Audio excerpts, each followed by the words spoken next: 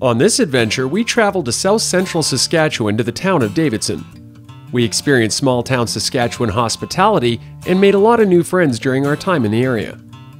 With great hunting and fishing opportunities all around them, residents of this region really love being in the outdoors.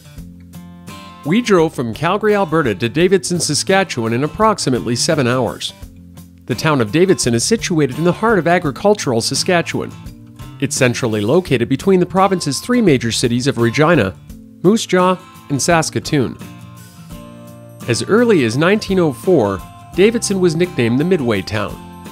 On November 15, 1906, Davidson was incorporated as a town with a population of 520 people. Davidson is now a community of over 1,000 people and offers its residents a more affordable cost of living than the nearby major centers. We were in Davidson for their old-fashioned Saturday night festivities in the 3rd week of July. We started out in the afternoon taking part in a parade that featured old-fashioned rides, some cool floats, and a lot of very happy kids. Hey guys, how are you? Good. Good. Getting ready to ride in the parade? Yeah. Pretty big time. Hey? Yeah. Are you gonna wave to everybody? Yeah. You excited? Yeah. Yeah, what's your name? Shada. Shada, how old are you? Only 6. Only 6? And you're already on TV, that's pretty big time. What do you say? Yep. Oh yeah, oh yeah. What's your name over there? DeAndre. DeAndre, are you an Oilers fan? Yeah. You're a Flames fan. No way, he says. After the parade, residents packed the town hall for the fish fry. There were a lot of smiles as everyone got a plate and sat down to eat. Then the old-fashioned fun and activities really kicked into high gear. Kids were playing games in the park and having a blast making some serious bubbles. Even local birds knew something was happening because their house was a flutter of activity.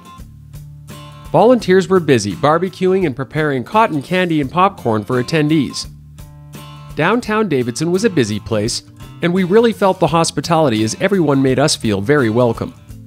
Shops downtown were open later, and the Senior Citizen Center hosted card games and pie. There was a men's baseball tournament going on throughout the weekend, and the Communiplex and Ball Diamonds were full of action. These guys could really play.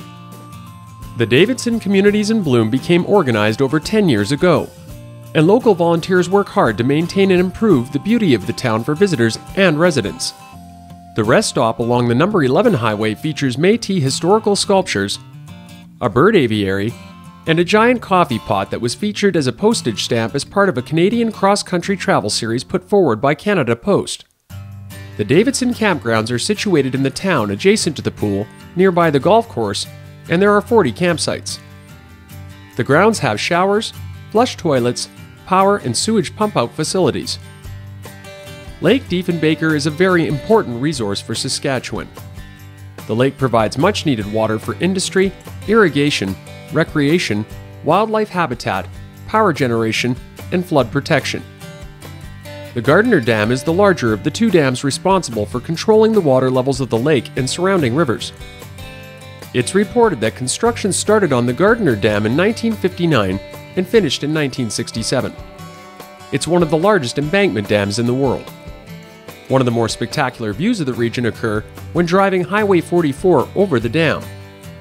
The Danielson Provincial Park, located near the top of the dam, has a visitor's center so people can learn more about the history of this precious resource. We were able to spend a good amount of time in south central Saskatchewan this season, and we really had a lot of fun.